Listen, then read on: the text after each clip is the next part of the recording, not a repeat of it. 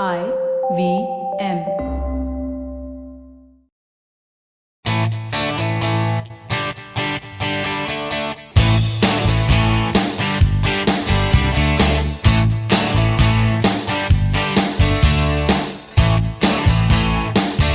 Hello and welcome to a brand new episode of the Musafir Stories, India's very own travel podcast, where each week we share the journey of travelers in their own words and relive their experiences with you, our listeners.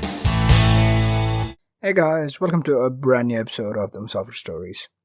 On the podcast today, we chat with Sahana Kulur, a multi-talented personality with a penchant for travel. We discuss a lesser-known gem from Karnataka as Sahana takes us to the erstwhile Adil Shahi capital of Bijapur. Let's hop onto the episode and find out more. So with that introduction, we'd love to welcome Sahana Kulur, a traveler, architect, educator, and blogger at vekwork.com. Hi, Sahana. Thank you so much for being on the podcast. It's really a pleasure to have you, and especially somebody with such a varied background. The intro I gave about you is really short and concise. So why don't you speak a little bit more about you, Sahana, and different roles that you play? Hi, I'm an architect, like you said. By profession, I'm an architect.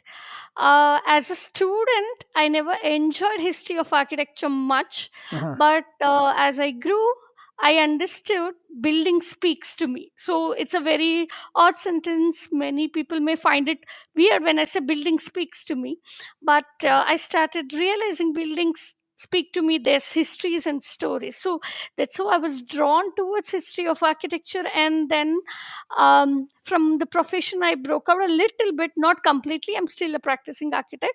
Mhm. Then I started teaching at an architectural college. I teach many subjects, and history of architecture is my specialty.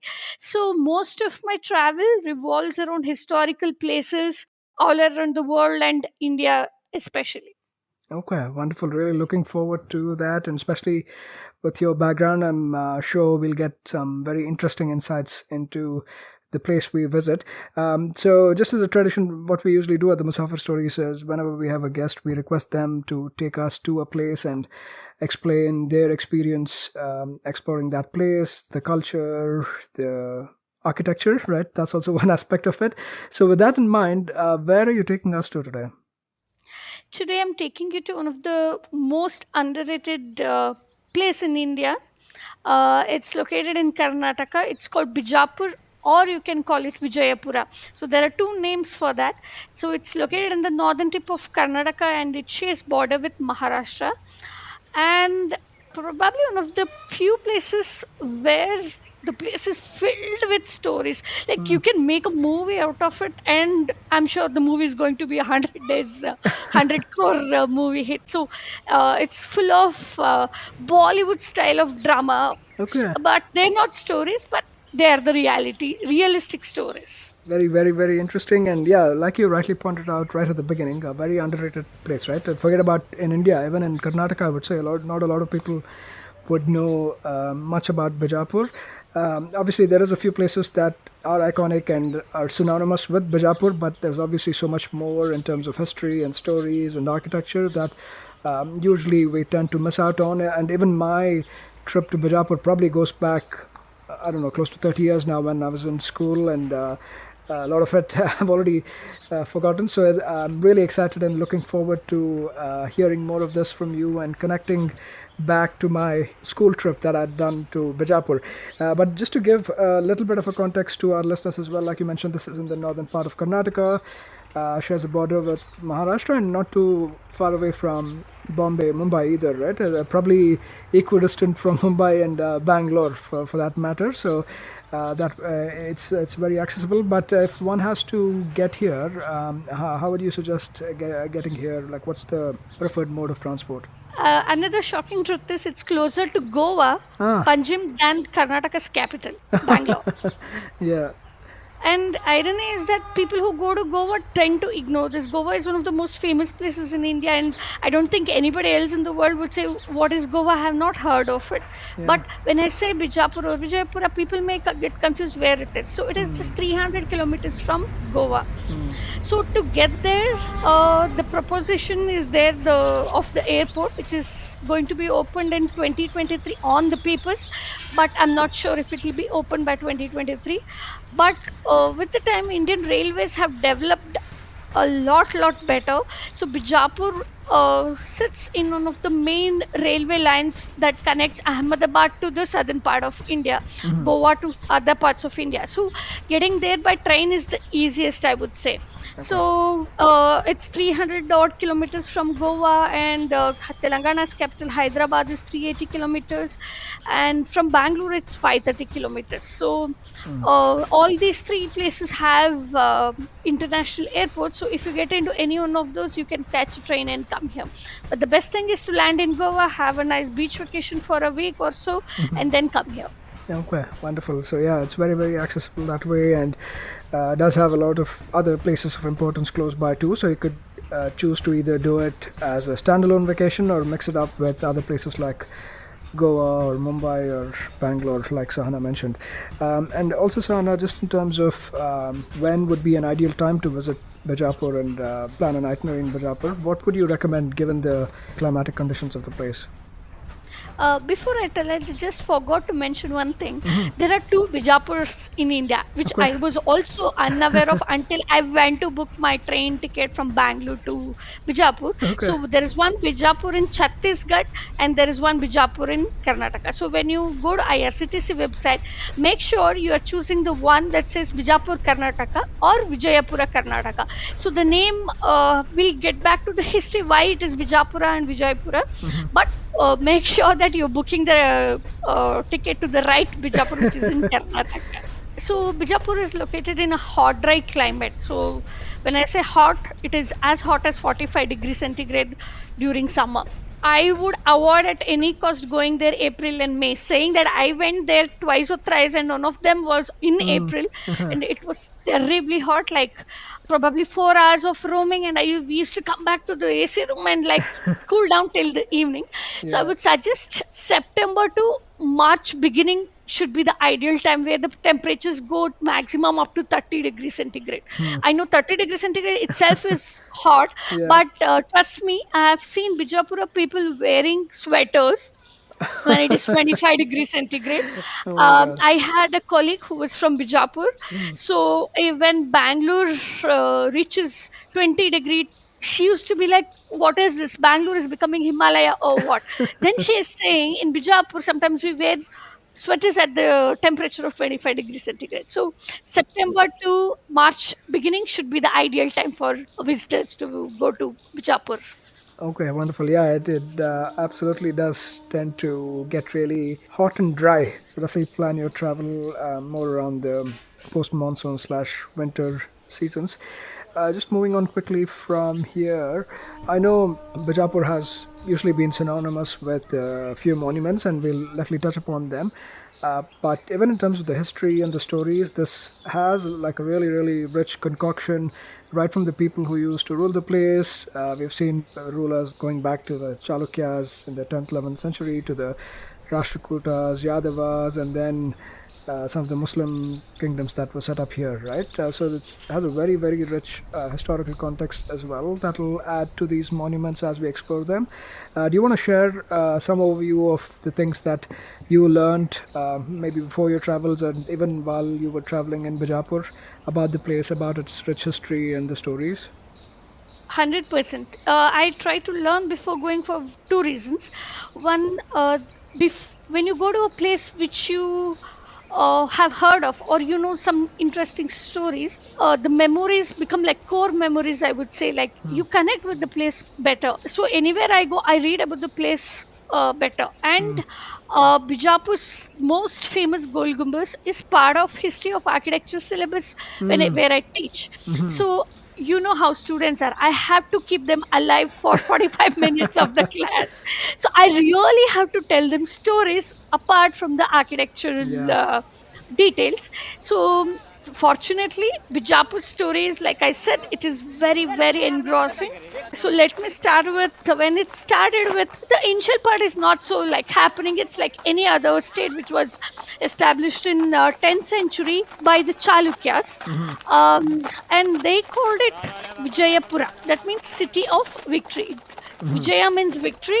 City means Nagara, as you know. So it's called as city of victory. Then came the Yadavas who took over the city from Chalukyas, and then the Bahamani Sultanates of Gulbarga or Kalburgi. Again, there are two names for the same place. So it is located around 150 kilometers from Bijapur. So they took over the city Bijapur. So Vijayapura became Bijapur because of Bahamanis. Everything was happening fine. Bahamani was like the Deccan Sultans, the triangular part of India. What you see at the bottom of our map, which is called as Deccan, the southern India, it was under the control of Bahamanis. So the story gets interesting now. There are two things about the Bijapur Sultans, the two stories. The historians have not confirmed which one is true, but both are interesting. So, somewhere when in Turkey, Ottomans were ruling and they were constantly fighting with Romans. So both the empires were fighting for each other's glory. What happened? One of the Ottoman kings had two sons, and only one of them could be coronated. So he could foresee the future where when his first son gets coronated, gets the throne, the second one might start the fight for the throne. So what he does is he asks his servants to kill his second son, thinking that it is good for his empire, so that the two brothers won't fight. But obviously, the queen feels sorry for the second son. She goes to the market or the bazaars of Turkey. Then she finds a Persian merchant whose name is Mohammed Gawan. He's a very famous merchant who has a high influence in Deccan plateau of India. Yeah. You must have heard of him for establishing the madrasas, schools. He has a lot of prominence in Karnataka's history. So she sells her son to Muhammad Gawan, and she gives him a lot of money and says, "Take my son, go back, don't stay in Turkey, look after my son. I don't want anything else." So Muhammad Gawan takes the kid, goes back to Iran. So the guy who was born in Turkey was taken to Iran. So he studies Persian language, he studies science, and the guy is like the son of Muhammad Gawan now. What happens? He comes to Goa. His eyes are on Mughal kings now when he comes to India. So he lands in Goa. Then he hears about Bahamani kingdom, and then he sells this small boy to Bahamani kingdom as a slave. So this slave, the guy who has joined Bahamani Sultanates, works in the horse stable. But he has learned a lot of Persian literature, he knows science, he knows maths. So Bahamani kings were like, "Oh, quite an impressive guy to work in a stable. Let us make him the governor. Let us give him a part of our kingdom to look after. Not like a king, but like, hey, go take care of this region." So they gave Bijapur to the guy who was working in the stable. And then Bahamani kingdom starts to weaken by Vijayanagara empire, which is Vijayanagara is associated with Hampi, which is world known to many tourists. So the fight between Vijayanagara and Bahamani increases. Bahamani kingdom breaks into 5 pieces. And the clever guy who worked in the stable, who was looking after Bijapur, now takes a quick move and says, "I am the Sultan of Bijapur. I'm no longer under anybody who is under Bahamani. So I am going to call my kingdom Adil Shahi dynasty or Adil Shahi of Bijapur." And his name is Yusuf Adil Shah. So from Turkey, he went to Iran, he got sold to a king in Goa, and then he claims his own kingdom in Bijapur. So this is the history, what historians say. And there is another side of the story where people say he was not the son of Turkish king, but he was a Georgian slave. Like, I'm like, wow, where is Georgia? Where is Turkey? And yeah, Georgia and Turkey a little closer, but imagine a Georgian coming to southern India. So the total story of how Bijapur gets established itself is really crazy. So the kingdom gets established, and of course, like, I have been to Iran, and the some sense of poetry or their admiration towards literature, poetry, it's immense. So this guy becomes like the epitome of the one who admires poetry and literature in India. So he gets people from Africa, he gets people from Rome, he gets people from Greece, of course, from Persia, and he often engages with them with some architectural monuments, literature, gardens. Gardens are tough to make in Bijapur because there is a city of water, but still he tries to make something for the city. And during Adil Shahi's reign, the city of Bijapur grew its to glory until Aurangzeb, the Mughal emperor, Yeah. took it over. So he constantly invades Bijapur dynasty for around, I think, 15 months. Like, it's like a long, long war.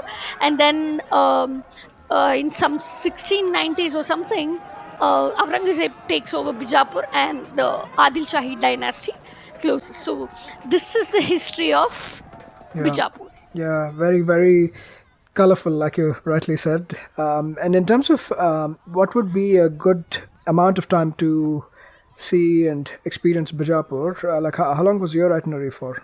Actually, what people usually do is they combine Bijapur with Badami Aihole Patadkal.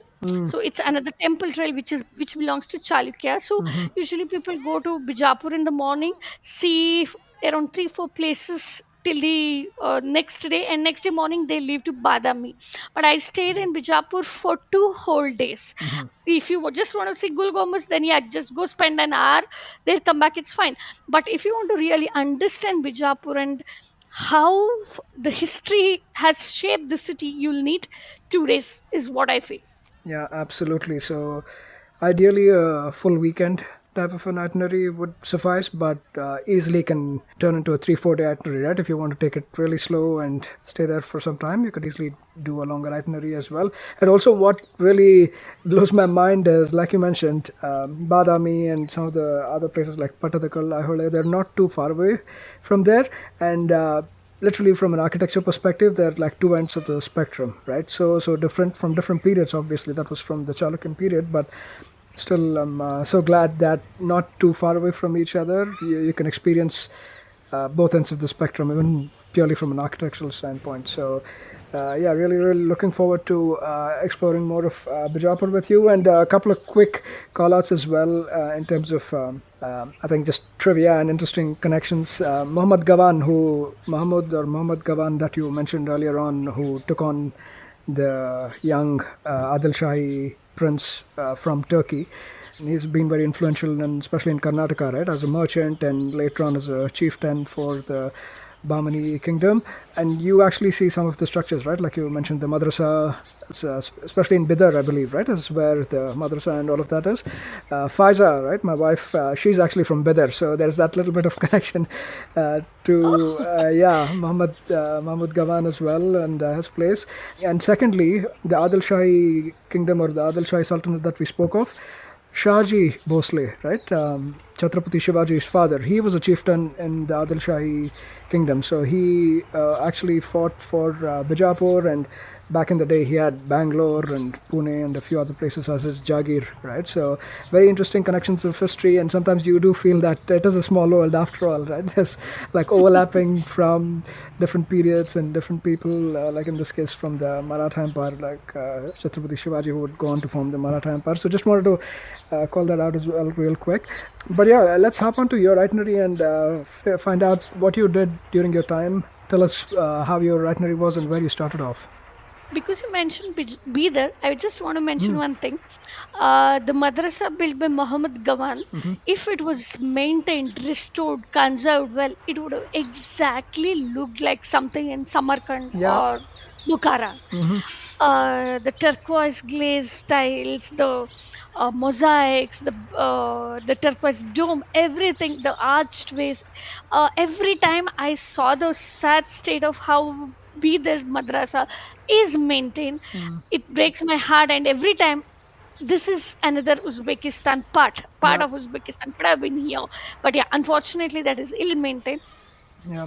I think that's the curse of having too many monuments, right? We tend to like not care about them. It is definitely sad that something that could have been preserved is no longer in the state that it was. And yeah, quickly moving on to Bijapur and some of the iconic monuments in Bijapur that you saw. Where would you want to start off with? If you have come on the previous night, like you had a good night's sleep after your train journey, I would say get up early. It's okay if you lose sleep of, let's say, getting up at 6 a.m. I'm talking about, so it's not too early also. Head to Gol Gumbaz. It's one of the places where I have seen the most dreamiest sunrise ever. So it's like, we walked from the hotel room. So the streets were still empty. There were no tangawalas, no auto rickshawalas. So we could walk faster. And when you enter Gol Gumbaz campus, you'll see one building which is built with black stones, precisely basalt.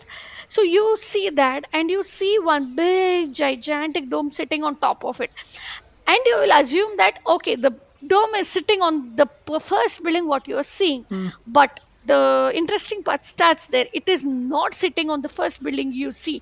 In fact, Gol Gumbaz sits on a mausoleum which is behind that museum what you see, but it's an optical illusion where you see okay, so I see the first building and the dome sits there. No, so the moment you walk towards the museum, you'll realize the dome is going behind. So it's a very weird optical illusion, I would say. And to add to the charm, Gol Gumbaz campus is maintained very well. And then make sure you head there before the sunrise. You can visit the museum later, but I would suggest you head to the main building first. So you'll see four turrets all around the square building of Gol Gumbaz. So one of them is open, so it's around 7-story height, approximately 33-meter or something. So you have to go inside one of the turrets, and it's a spiral staircase that takes you to the terrace. The beauty of Gol Gumbaz lies in the terrace. So once you go there, you'll see the sprawling Bijapur city, and there are pedestals, there are parapet wall with carvings, and then there are so many smaller domes beside, and you can touch the main Bijapur Gol Gumbaz dome when you stand in the terrace.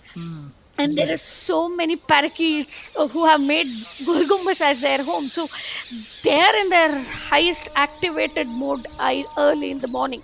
So sit there, watch the sunrise. Trust me, you will not regret it. It's like one big giant orange rises out of nowhere, and the way the color of Gol Gumbaz changes, it's really amazing.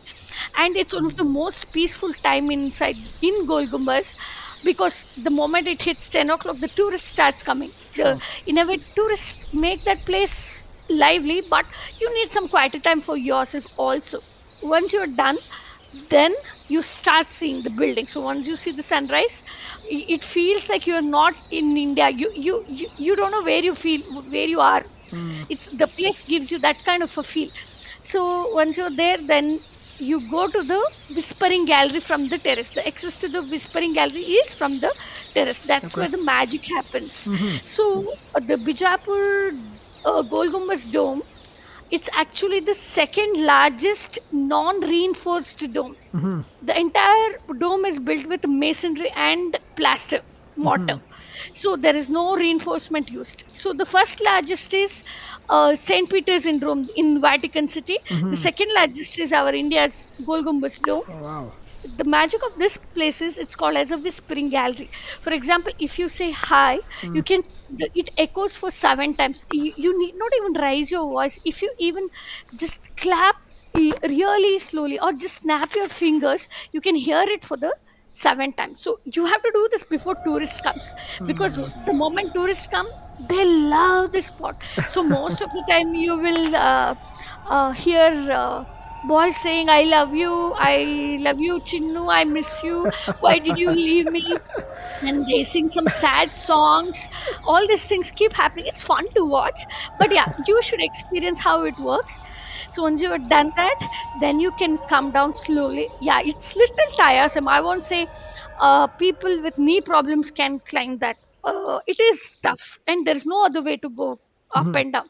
So then you come down, then you see the building. Like then you'll realize that it's one of the unique building you will see, because there is a part of the building which is built in wood.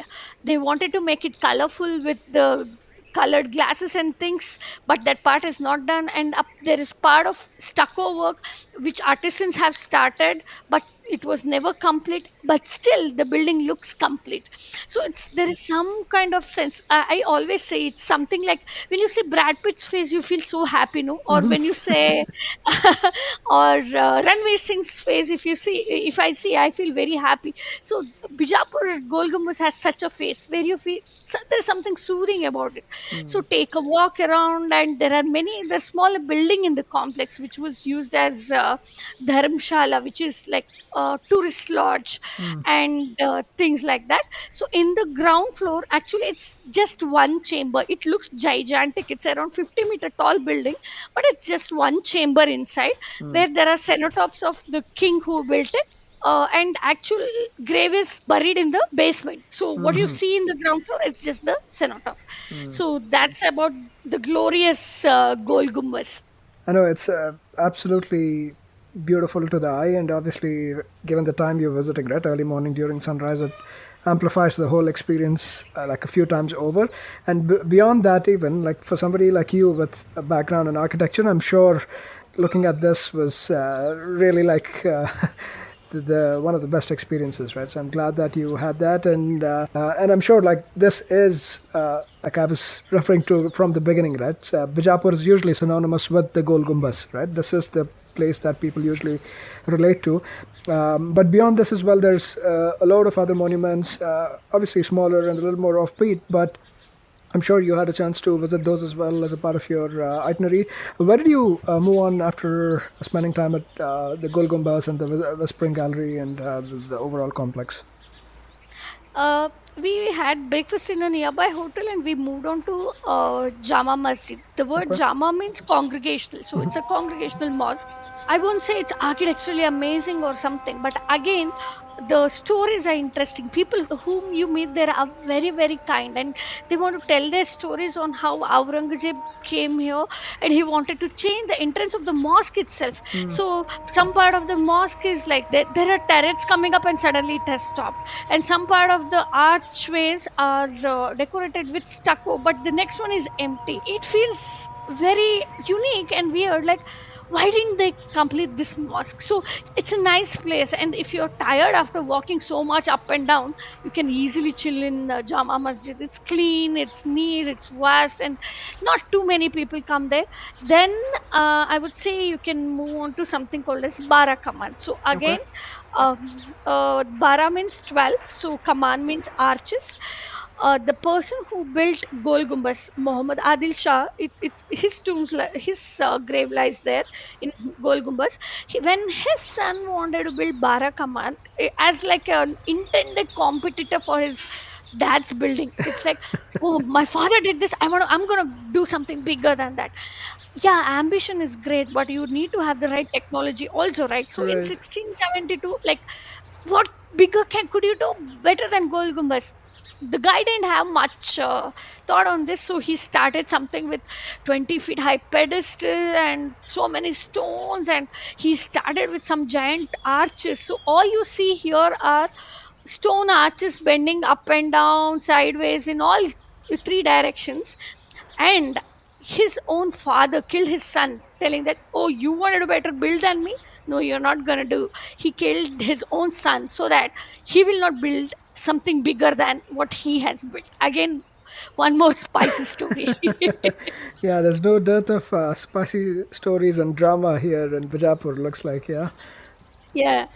And then there are smaller places like Malik Maidan, Upal Burj, where you see it's like Bijapur was fortified, so where they keep this their armories and things like that. So you can take a tanga, and usually they'll show you one chart or card they have. They're like, "Madam, I'm gonna take you to all these 12 places. You just have to sit."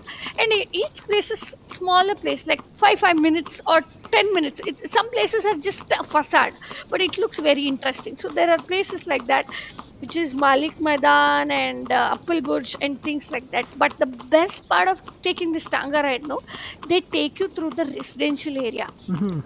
Like you mentioned, the Maratha influence in Bijapur, there are many wadi or wada, they call the Vadas, yeah. wadas. So there are many historical houses, and I wanted to get inside one, but of course it's a private property. Right. And the shop owner who was right next to the property said, "Madam, this house was built for around 100 people. 3 people live there." So imagine living in such a house. So it had clay tile, smaller windows, wooden carvings, wooden pillars. It looked beautiful. So this tanga ride of 3 hours, no. So it is really blissful. Yeah, you'll see many places, and you'll see lots of beautiful houses. It's like you said, if you keep on restoring everything in Bijapur, I don't know how much money we need because there is so many things to be conserved, and most of these houses have stone walls and cast iron floral pattern grills and things. So it's like you go back in time when you go to Bijapur residential areas. So obviously now it's too hot by the time you would have reached all these Right. destinations using Tanga.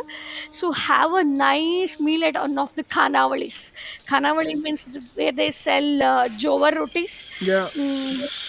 lots of pulse, and a big chunk of butter on top of your jowar roti. So it's much needed, especially one of the famous place is called as Siddhilingeshwara Kanavali near Barakaman. So it's cheap. It's around 80 rupees. That's all. So you have a meal. Go to your AC room. I'm mentioning AC room because you must book an AC room when you're in Yeah. Bijapur. Irrespective So of the time. Yeah. yeah, so true.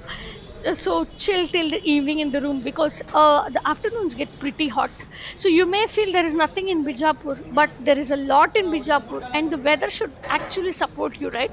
Like you can't go out when it's 35 Yeah. and the heat is very pricky. So now we have been talking about all Islamic monuments, but there is something which is related to Hinduism in Bijapur itself, and I'm not at all a fan of modern architecture. But this Shiva temple in Bijapur, it's the India's largest Shiva statue. It's located around 7 to 8 kilometers from the city. You take an auto rickshaw, go there. The place is well maintained. Again, it's a beautiful place to watch sunset.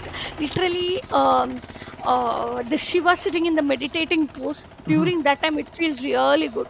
And outside the Shiva temple, you'll all have this mirchi mandaki, bhaji, bondas, and all the local snack corners. So you can have all that and come back to your room, and your day one is done. Yeah, definitely the Shiva statue that you're speaking of, right? I think they call it as the Shivagiri Park. That is magnificent. But I've heard, I don't know, conflicting reports. There's another one in Murdeshwar also that's huge, right? The Shiva statue that's built in Murdeshwar. Either way, it's one of the biggest in India, I believe, and definitely, I think, especially around evenings, if you go there, it should be a great one. And the other thing you mentioned, right, Kanavalis, I'd like to double click on that a little bit more also. This is like the popular cuisine, I would say, of North Karnataka, right? The Jowar belt, as we call it. And it's very popular for the Jowar rotis or Jodad roti, like we call them, along with a lot of pulses and purely vegetarian. I think primarily Lingayat food, right? Vegetarian, and comes with a variety of pulses and your brinjal curries and whatnot. It's really mouth-watering. I had a chance, again, back in the day, one of my friends from Chitradurga had taken us, and we had a chance to like eat authentic food in Chitradurga. But you'll find these across a lot of districts in northern part of Karnataka. So if you're there, make sure to visit one of the Khanavalis. But really something that you have to try out while in Bijapur. Would you agree, Sahana? Yes, totally. Especially when you said brinjal curry, my mouth started watering. I'm like, oh, I want to eat an guy now with a lot of butter on my jowar roti. Yeah, yeah, yeah. But this is what, almost the end of day one. What was planned for day two? So the next most beautiful monument or the place in Bijapur is Ibrahim Rauza. So again, it's a mosque with a mausoleum for an Adil Shahi king.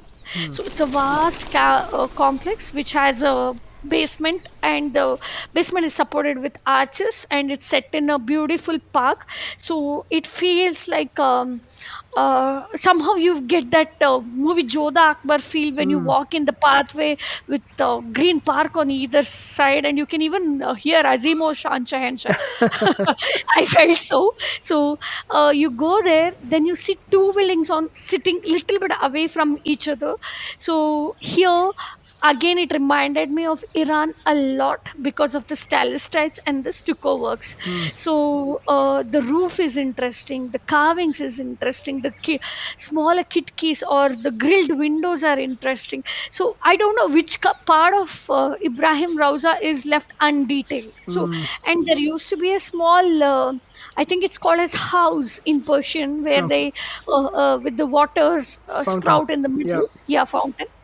That is not there now, but just the space is there. So that part is really good, and I would suggest, again, you need not get up every day at 6 a.m. I know you are on a holiday, but going there before the crowd hits the place is really good.